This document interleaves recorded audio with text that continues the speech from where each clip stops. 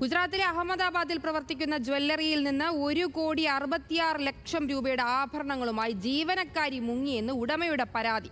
തെളിവായി CCTV ദൃശ്യങ്ങൾ jewellery ഉടമ പോലീസിന് കൈമാറി.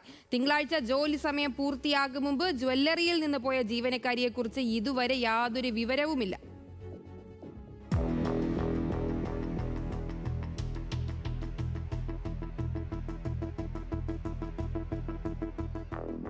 അടിയന്തരമായി പുറത്തു പോകേണ്ട ആവശ്യമുണ്ട്.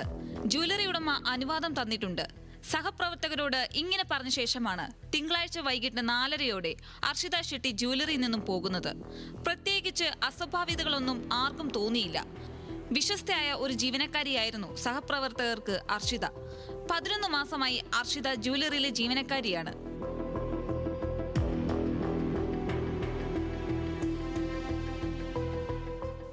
വൈകിട്ട് 4:30 ശേഷം എത്തിയ ഉപഭോക്താവിന് വ്യത്യസ്ത ഇനം ആഭരണങ്ങൾ കാണിക്കാനെടുത്ത ട്രേയിൽ ചില സാധനങ്ങൾ കാണാനില്ല.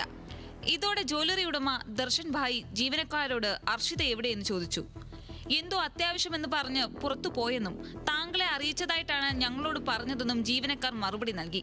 ഉടനെ ജ്വല്ലറി ഉടമ ദർശൻ CCTV ദൃശ്യങ്ങൾ പരിശോധിച്ചു. കൗണ്ടറിന് പിന്നാലെ അലമാരയിൽ നിന്ന് അർഷിത ഷെട്ടി ആഭരണങ്ങൾ എടുക്കുന്നതും യൂണിഫോമിനുള്ളിൽ ഒളിപ്പിക്കുന്നതും CCTV ദൃശ്യങ്ങളിലുണ്ട്.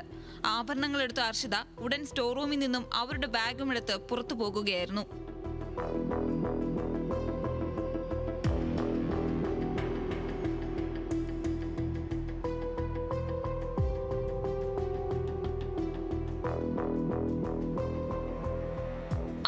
എടുത്ത അർഷിത ഉടൻ സ്റ്റോർ റൂമിൽ നിന്നും അവരുടെ ബാഗും എടുത്ത് പുറത്തു പോകുകയായിരുന്നു എന്നാണ് ജ്വല്ലറി ഉടമ പോലീസിനെ അറിയിച്ചത്.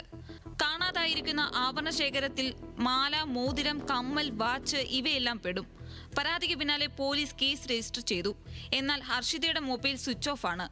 അവരെവിടെ എന്നതിനെ കുറിച്ച് യാതൊരു വിവരവും നിലവിൽ ലഭ്യമല്ല.